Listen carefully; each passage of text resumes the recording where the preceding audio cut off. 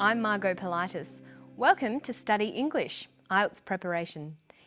Today we're going to look at a topic you've probably heard a lot about, global warming and the environment. First, we're going to look at ways of brainstorming, taking notes and developing ideas. Watch while we play some vision that contains ideas about the causes and effects of global warming. While you watch, try to note down some of your ideas about what global warming is.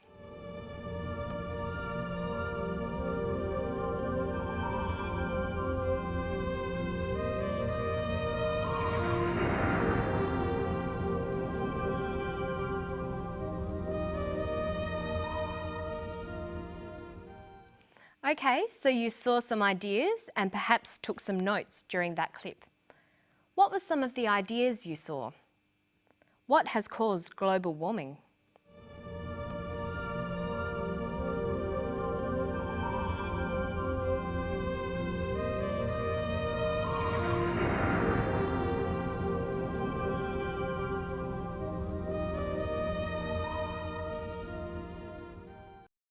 We saw gases in the air, cars, factory waste, and people cutting trees down. So if you made those notes, you'd get an idea that these were the things causing global warming.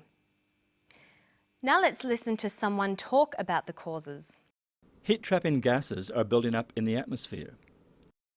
Heat-trapping gases are building up in the atmosphere. What else? So what is global warming? It's the result of billions of decisions.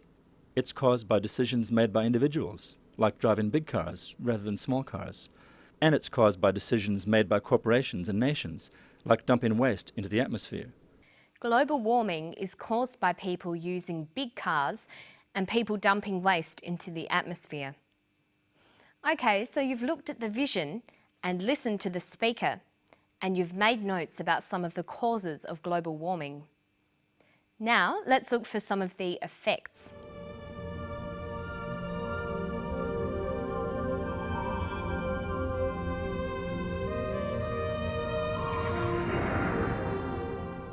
So after watching that, you might be thinking that global warming is having an effect on weather patterns and on nature. Listen to the speaker. Nature is already responding to global warming. There have been changes in global weather patterns. Trees are flowering earlier, birds are laying eggs earlier, butterflies are moving up hills. So there have been weather changes and changes to the ways trees, birds and butterflies behave.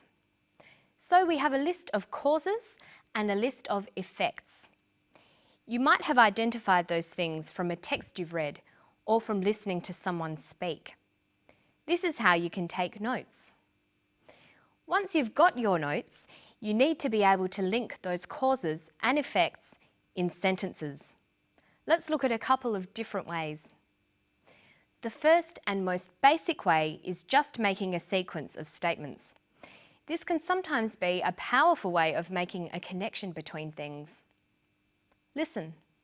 Heat-trapping gases are building up in the atmosphere. Trees are flowering earlier, birds are laying eggs earlier, and butterflies are moving up hills.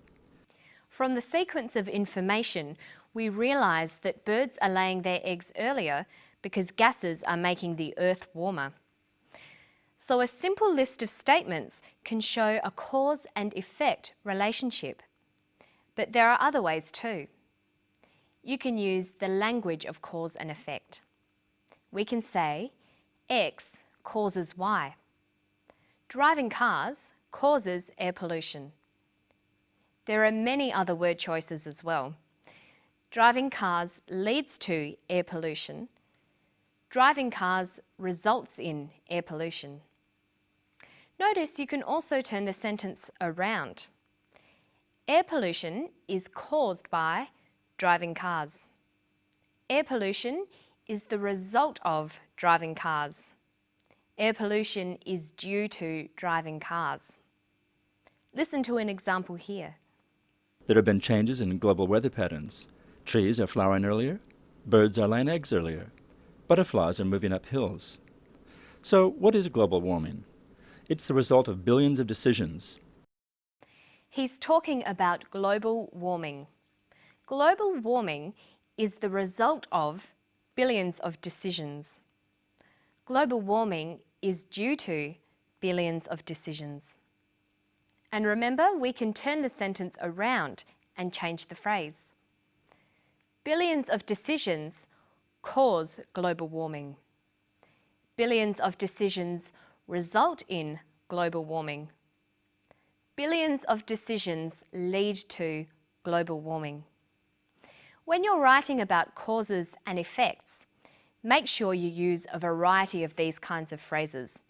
There are many to choose from, and you should make lists of cause and effect language and the kinds of vocabulary you can use to describe cause and effect relationships. Now listen to another clip. Trees are flowering earlier. Birds are laying eggs earlier. Butterflies are moving up hills. So what is global warming? It's the result of billions of decisions. When you're writing up your notes using cause and effect language, you'll need to be able to follow or track the subject of the text. Let's look at that now. What is global warming? It is the result of billions of decisions. The word "it" here is called a referent. We use referents to identify and track subjects through a conversation or a piece of writing. If you repeat the subject too many times, your work will sound boring. Listen to this. The woman came into the room. The woman sat down. The woman drank her tea. Look at how we use reference. The woman came into the room. She sat down. She drank her tea. When you are reading, you'll need to be able to understand reference and follow the subject through the text. Other referents are this, that, these, those. Here's the clip again. Listen to the way the referents are used. What is global warming? It's the result of billions of decisions. The word "it" here refers to global warming. What is global warming? Global warming is the result of billions of decisions. And here's another referent. What is global warming? It's the result of billions of decisions. You can't manage that at the scale of the individual. He says you can't manage that at the scale of the individual. He means you can't manage global warming at the scale of the individual. But notice how the subject changes. What is global warming? It's the result of billions of decisions. You can't manage that at the scale of the individual. Managing the atmosphere has to take place at a global level. That's why it needs international agreements. Managing the atmosphere has to take place at a global level. The subject of this sentence is managing the atmosphere. That's why it needs international agreement. So the "it" here no longer refers to global warming. Now it is referring to managing the atmosphere.